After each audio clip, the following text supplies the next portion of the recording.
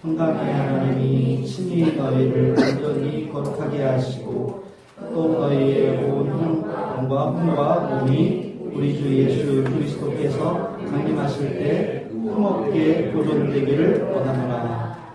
아멘. 아멘. 네. 지난 한 주간 우리의 마음을 초조하게 했던 이야기 중에 하나는 세월호의 인양 이야기일 것 같습니다. 3년 1072일 동안이나 진도 앞바다에 좌초되어서 침몰했던 그 세월호가 이제 수면 위로 모습을 드러내기 시작해서 이제는 인양을 마치고 육지로 옮겨지기 위해서 준비하고 있다고 하는 그 소식을 다 들었는데요. 우리 모두의 가슴에 좀 울림이 되는 것 같습니다. 특별히 아직도 그 시신을 찾지 못해서 미수습된 분들의 이야기를 제가 듣는 중에 두 분의 그 단원고 선생님 이야기가 더욱 저의 마음을 저의 가슴을 좀 먹먹하게 했습니다. 양승진 선생님은 이 세월호가 이렇게 기울어서 너무 늦게 했지만 탈출 명령이 내려졌을 때 그제서야 자기가 입고 있던 구명조끼를 제자에게 벗겨주고 목이 터져라 갑판으로 나가라고 외치면서 다시 배안도로 들어가는 그 모습이 마지막으로 목격된 선생님의 모습이라고 합니다.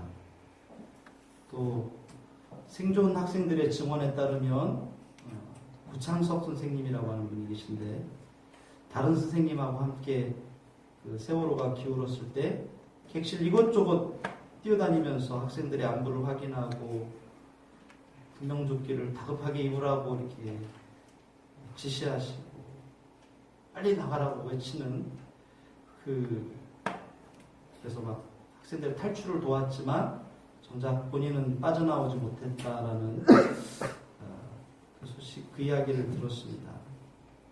이런 고귀한 희생이 있었음에도 불구하고 300명이 넘는 학생들이 안타까운 죽음을 당하게 되었죠.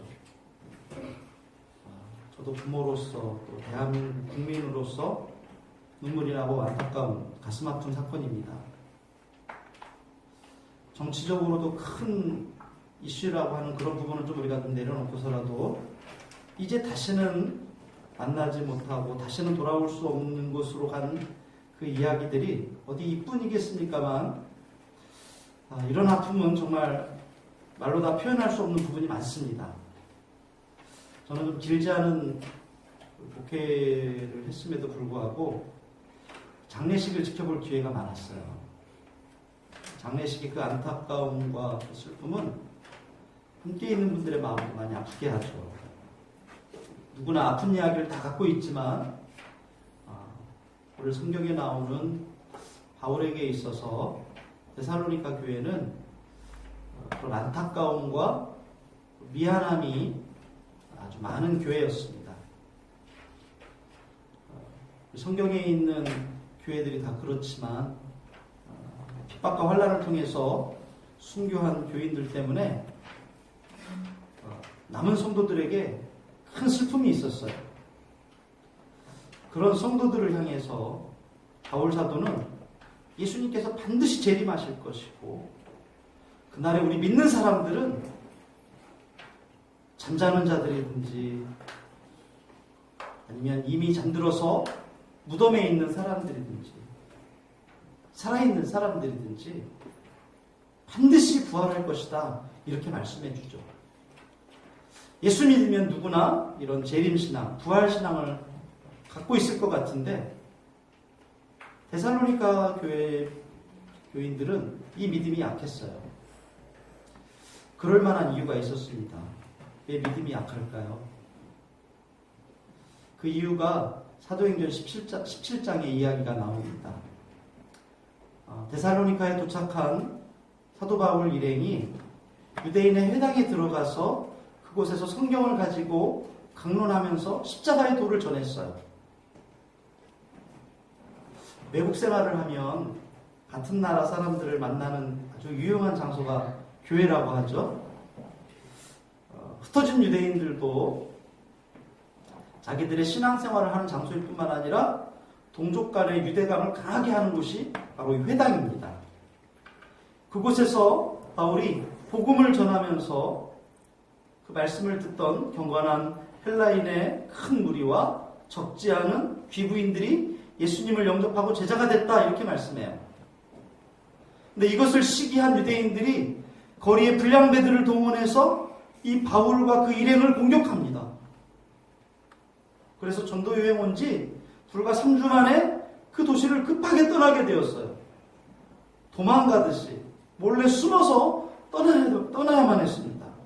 3주간의 짧은 시간이지만 그때 바울에게서 이 복음을 들은 사람들은 그 복음 때문에 교회를 세우게 되었어요. 지금 말로 말하면 개척교회죠. 3주라고 하는 짧은 시간 때문에 제자훈련 성경 공부는 무사하고 새가족 성경 공부도 할 시간이 없었던 거죠. 후에 그곳에서 피해 고린도로 갔던 이 바울 일행이 그곳에서는 무려 1년 6개월 동안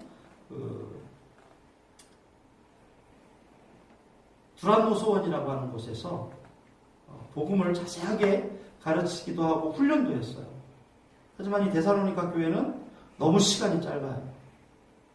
그래서 바울의 마음에는 제대로 양육해주지 못하고 돌봐주지 못한 미안한 마음 그리고 아쉬움이 있는 교회가 데살로니가 교회입니다. 마치 어떤 기구한 여인이 갓난아기를 버려두고 집을 떠날 수밖에 없는 슬픈 이야기처럼 바울 사도는 이 데살로니가 교회를 향해서 이런 미안함과 애틋한 마음을 가지고 있어요. 그래서 후에 몇 번이나 다시 데살로니가로 가야지 이렇게 마음을 먹었지만 그때마다 상황이 되지 않았어요. 그래서 자기 믿음의 아들, 영적인 아들 디모데를 그곳에 보내서 그곳에서 말씀을 가르치게 하죠. 데살로니가 교회의 이야기를 좀 더 나누겠습니다. 이 처음 바울 일행을 통해서 예수를 영접한 이 데살로니가 교인들이 아주 짧은 시간의 만남이었지만 그것이 삶의 전환점이 되었어요. 여러분 그런 것 같아요. 뭔가 긴 시간이 필요하고 뭔가 시스템이 다 갖춰져 있어야 되는 게 아닌 것 같아요. 그러니까 예수님을 우리 안에 인격적으로 만나고 영적으로 만나면 짧은 시간이지만 우리 누구든지 삶의 전환점이 올 수 있어요. 교회를 오래 못 다녀서 아니면 성경 공부를 잘 못해서가 아니에요. 그분을 향하여서 내 마음이 열려지지 않기 때문이죠. 예수님 그래서 항상 말씀하세요. 볼지어다 내가 문 밖에 서서 두드리노니 누구든지 내 음성을 듣고 문을 열면 내가 그에게로 들어가서 그로 더불어 먹고 나는 그와 더불어 먹으리라.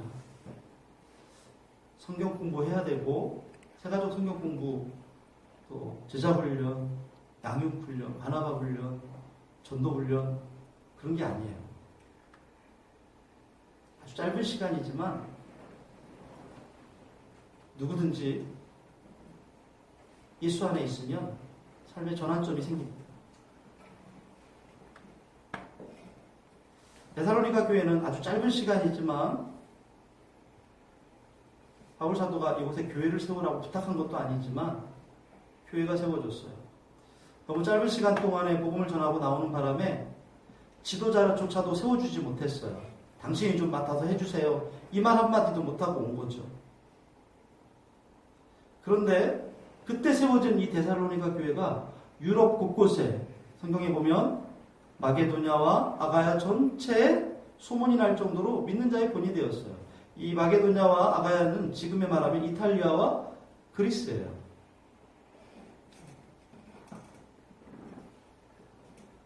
자, 그곳에 재밌는 일이 있습니다. 재밌는 일이라기보다는 그곳에 문화가 있어요. 이게 뭐냐면 우리가 로마의 신화 이야기를 좀 아시는 분들은 막 떠오를 거예요. 디오니소스라고 하는 신이 있죠. 뭐 하는 신이죠? 풍요와 술의 신이에요. 이 데살로니카의 주신이 디오니소스예요. 아주 강력한 그런 신앙 풍토가 있어요. 디오니소스를 섬기니까 당연히 그들이 신을 섬길 때 어떻게 해야 돼요? 술을 마셔요. 술만 마시는 게 아니에요. 그 신전에 있는 창기들과 간음도 해요. 하지만 그게 예배이기 때문에 부끄럽지도 않아요. 더럽다고 생각하지도 않아요. 왜요? 그렇게 살고 있기 때문에.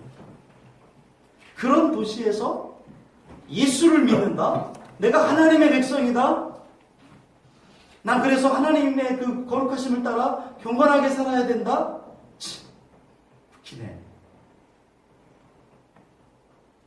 이런 사람들의 반응이 얼마나 힘들겠어요. 마치 남들은 회식하고 2차, 3차 가고 비틀거릴 때 내 믿음을 지키기 위해서 조용히 그 자리를 빠져나오는 것이 어떤 때는 손가락질을 감내해야 하기도 하고 어려운 일일 수도 있어요. 종교 생활을 그렇게 유난하게 티내면서 하냐? 야, 왜 이렇게 분위기를 어색하게 만드냐? 왜 팀워크를 깨냐? 한마디씩 이렇게 거들 때마다 정말 예수 믿기 힘들 거예요. 데살로니가에 살면 누구나 이 디오니소스 그리고 카비루스라고 하는 신이 있어요. 이 신을 섬기는데 야, 너는 왜 이방 종교의 신을 섬기냐? 사람들이 곱지 않은 시선으로 바라보는 거죠. 근데 이런 우상을 버리고 돌아온 사람들이 있는 곳이 바로 데살로니가 교회예요. 왜 옛날에 시골에 교회가 없지 않았습니까? 옛날에 신앙이 뭐예요? 선한당 신앙 아닙니까? 보름 되면 또 7월 7석 되면 이 선한당에 모여서 굿하고 빌고 저 어렸을 때 많이 봤어요.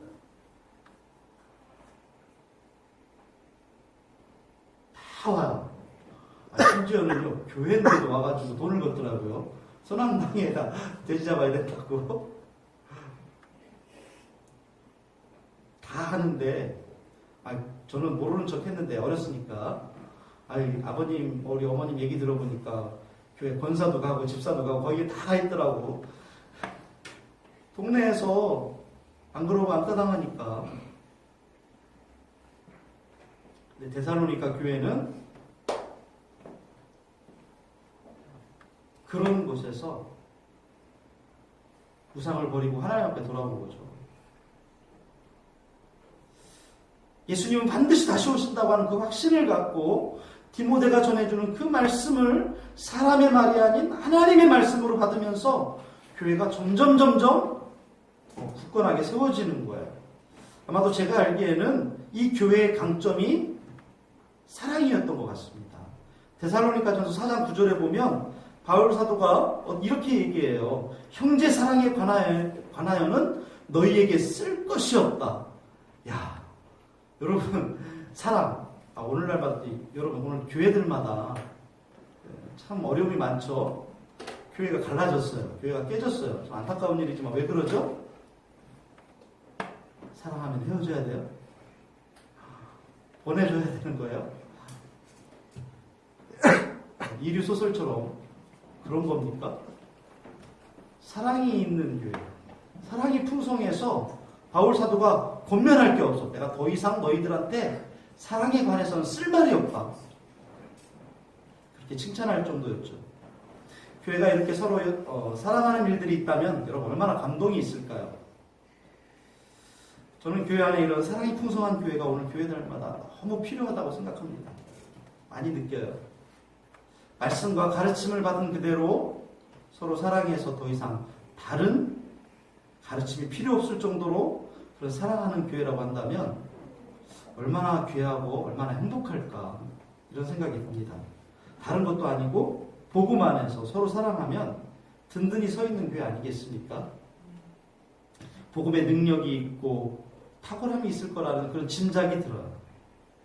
지금도 그렇지만 과거에도 이런 예수의 교회에 핍박이 있을 때는 말로 하기 힘듭니다.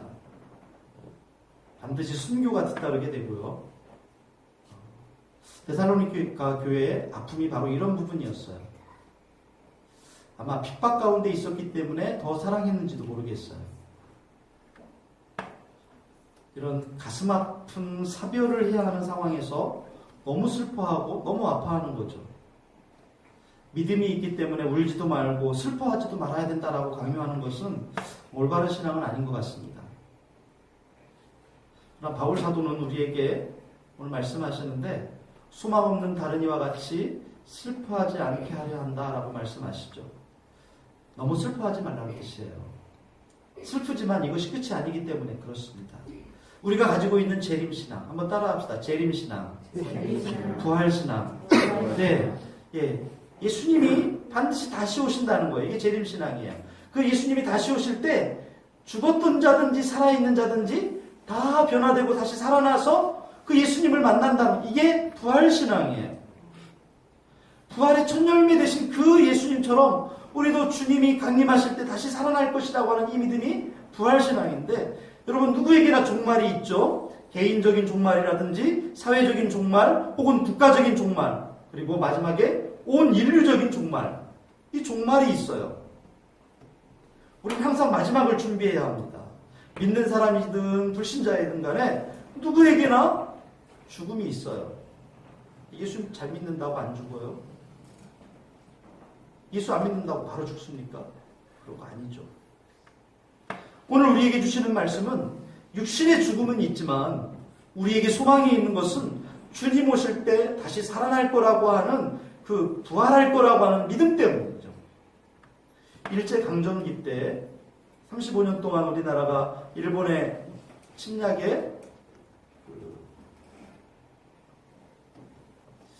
식민지로 있었죠. 기독교가 여러 가지 이유가 있었지만 이 부활신앙, 이 재림신앙 때문에 굉장히 핍박을 많이 받았어요. 자기들이 섬기는 천황. 우리 기독교는 끝까지 이렇게 얘기했어요. 천황은 사람입니다. 천황도 죽습니다. 예수님이 다시 오시면 다시 살아납니다. 이게 너무 듣기 싫었던 거예요. 교회들이 많이 핍박받고 이것 때문에 교단이나 교회가 문을 폐쇄당하고 교단이 해산당하고 그랬어요. 오늘 세월호의 아픔과 우리 개인적인 사별로 인해서 슬픔이 우리에게도 찾아올 수 있어요.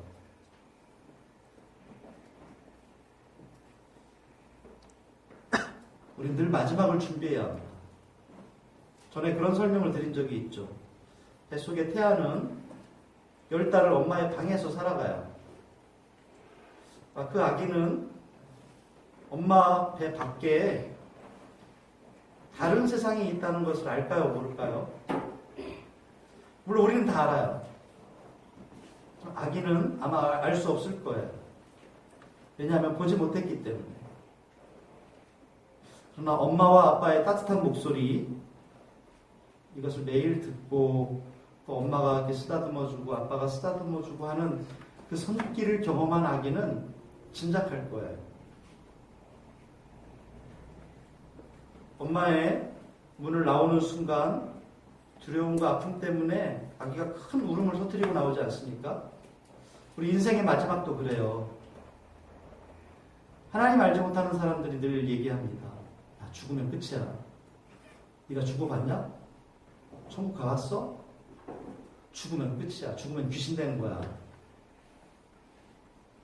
그러나 하나님과의 친밀함을 엄마 아빠의 손길처럼 그렇게 느끼고 경험하고 그 하나님의 음성과 쓰다듬어주는 손길을 경험하는 사람들은 하나님의 나라를 믿음으로 보고 알아가는 거예요. 그리고 이 세상의 마지막 순간에 아기가 엄마의 문을 터뜨리고 세상에 나가듯이 우리가 눈을 감는 그 순간은 영원한 하나님 나라에 들어가는 벅찬 순간인 거죠.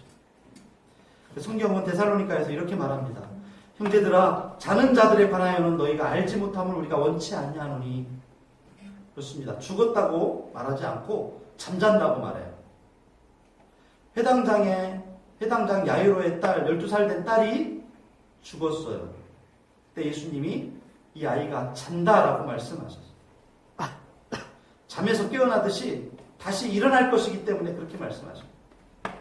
죽은 나사로를 살리신 예수님께서 이 세상 마지막 날에 다시 오셔서 모든 자들을 살아나게 하십니다. 예수 믿은 사람은 생명의 부활로, 믿지 않는 사람은 심판의 부활로. 여러분 모두가 이 부활신앙 안에 있음을 믿고 고백하기를 축복합니다. 두 번째로 우리가 지켜야 될 믿음은 이 부활신앙뿐만 아닙니다. 우리의 거룩함도 지켜야 합니다. 아까도 말씀드렸지만 디오니소스, 또 카비루스, 이런 로마의 신은 우리가 생각하는 예쁘거나 화려한 신상의 조각상이라고 우리가 이렇게 생각하기도 하죠. 그러나 그 당시의 문화가 음란함을 부추기고 음주와 향락을 즐기는 것이 인생에 가치 있는 일인 것처럼 생각하게 했어요. 오늘날 우리의 모습과 크게 다르지 않아요. 인생의 목적이 결국 자기 행복, 자기 만족, 자아 추구라고 생각하는 그 사람들에게는 별로 어려움이 없어요. 뭘 하든지 내가 기쁘고 내가 행복하면 된다. 이렇게 생각하는 관념이 기독교의 그 하나님과의 친밀함이라고 하는 것과 크게 혼돈을 일으켜서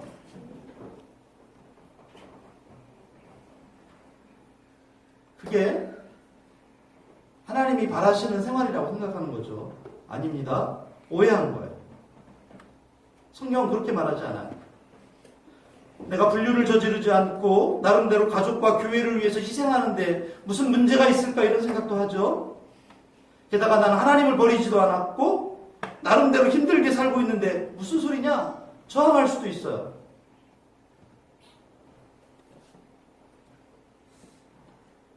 그러나 거룩이라고 하는 것은요, 오늘 성경에서 우리가 두 번이나 읽었는데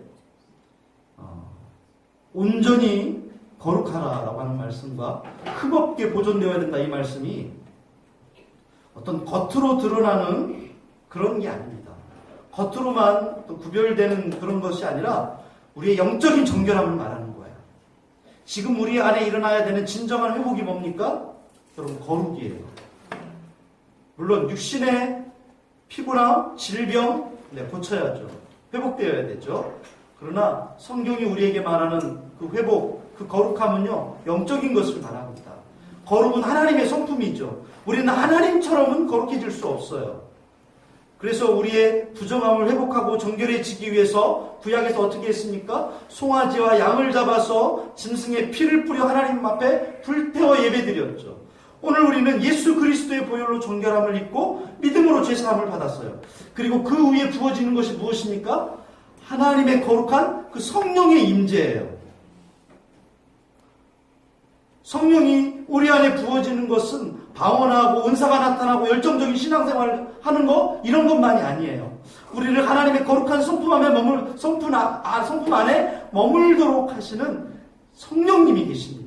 그 성령은 우리를 정결한 가운데 하나님 안에서 여러분 공부하고 하나님 안에서 생각하고 하나님 안에서 일하고 하나님 안에서 말하고 하나님 안에서 예배하게 하세요. 음란한 문화, 자기만족, 자아추구, 자기 행복이 중요하다고 외치는 그 세상에서 우리의 생각, 말, 믿음, 행동이 또 거룩한 사람이 되어야 된다라고 말씀하시는 거예요. 거룩함은요, 예수님 말씀하셨어요. 사람의 마음에 가득한 것이 입으로 나온다. 말로 나오는 거예요. 더러운 생각들이 나를 향해서 물밀듯이 밀려올 때 우리가 성령을 의지해야 합니다. 가룟 유다가 예수님 팔려고 하는 생각을 예수님 처음 만날 때부터 했을까요? 아니에요. 성경에 보니까 사탄이 유다의 마음에 예수 팔려는 생각을 넣었더라고 그랬어요. 생각이 들어올 때 우리 거절하면 돼요. 노, 안 받아요.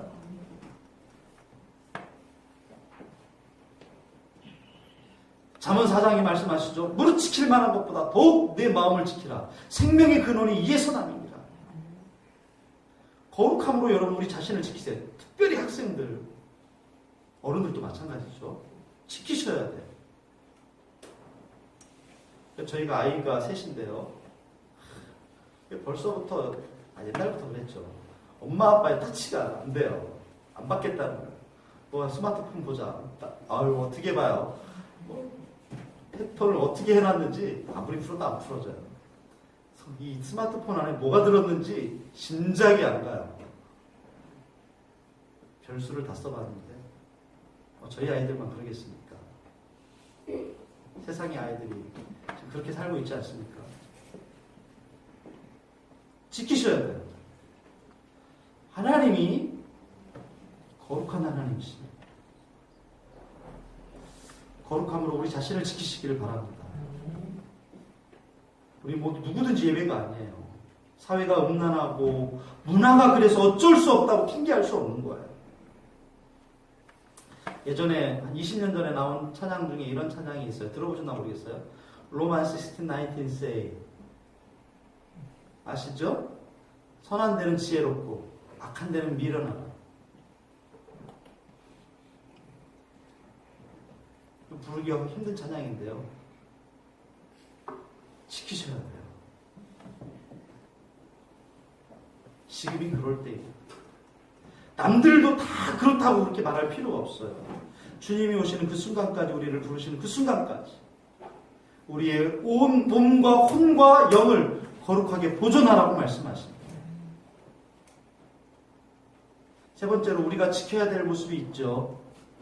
세 번째, 주보에 보면 나와 있어요. 거룩함으로 우리의 삶을 보호하고 언제나 부지런해야 합니다. 저를 비롯한 대부분의 성도들 안에 있는 오해는 게으름은 죄가 아니다 라고 생각하는 거예요. 게으름은 단지 연약함이야.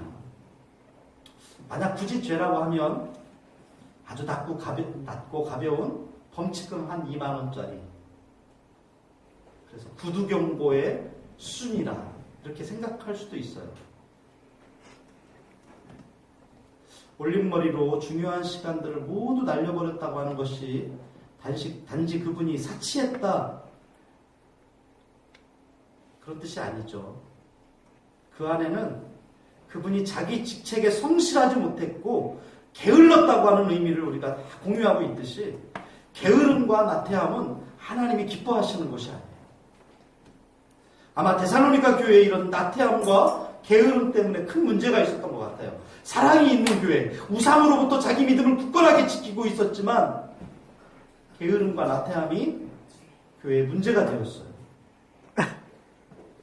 주님이 다시 오신다고 하는 이 재림신앙을 오해해서 어떤 사람들은 아유, 주님 오시는데 뭐하러 이래? 그래서 게으르게 행하고 일만 저지르고 교회 공동체를 불편하게 하는 어려움이 있었던 거예요.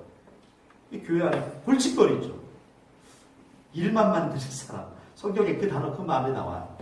일만 만드는 사람. 야. 오늘 우리가 기도해야 하는데 심령이 나태해져서 기도하지 못합니까? 성경 읽고 전도하고 연약한 지체들을 돌보고 가정을 잘 꾸려야 되는데 단지 게을러서 여러분 미루고 계십니까? 바울 사도는 그런 데살로니가 성도들을 향해서 또 형제들아 너희를 권면하노니 게으른 자들을 권계하며 라고 말씀하십니다. 저에게도 게으름이 있습니다. 내가 하고 싶은 말만 하고 하기 싫고 귀찮은 일들은 거절하는 쓴뿌리가 있죠. 특별히 남성들에게 좀 좋지 않은 습관이 있습니다. 우리 여성분들 다 동감하시죠? 저희 집은 남자가 넷이고 여자가 하나입니다. 다 게을러요. 여자 한 분이 얼마나 부지런한지. 여러분 좀 이따가 점심 드시는데 새벽 5시부터 와가지고 음식 만들었어요. 정말 부지런하죠. 제 혼자 생각인데요. 아마 데살로니가 교회에 이 게으른 사람 남자들 아니었나 싶어요. 죄송합니다. 바울 사도는 진정으로 사랑하는 마음으로 권면하기를 너희의 온 영과 혼과 몸이 우리 주 예수 그리스도께서 강림하실 때 흠 없게 보존되기를 원하노라 이렇게 말씀하세요. 그러면서 조용히 우리의 손으로 일하기를 힘쓰라라고 하는 말씀이 제 마음을 울립니다. 하나님과의 친밀함은 일하지 않아도 된다라고 하는 면죄부가 아니에요. 주님의 마음을 친밀하게 알기 때문에 하나님의 마음을 기쁘시게 하는 준비된 사람이라는 뜻이죠. 우리 안에 이 놀라운 은혜가 있습니다. 게으름에서 벗어나서 승리하시기를 예수님의 이름으로 축복합니다. 네, 여자분들에게 아멘이 제일 컸습니다. 죽음 앞에서 두려워하거나 슬퍼하지 않을 수 있는 이유는 우리가 어떤 신앙이 있습니까? 재림신앙, 부활신앙이 있습니다. 또한 예수님께서 강림하실 때까지 흠없게 보존되는 것, 거룩하게 되는 것, 이것이 하나님의 뜻이죠. 세 번째로는 게으르지 않고 스스로 자기의 일을 잘 감당하는 성숙한 성도. 이것이 오늘 우리가 데살로니가 교회로부터 오는 교훈입니다. 기도하시겠습니다. 하나님, 우리 안에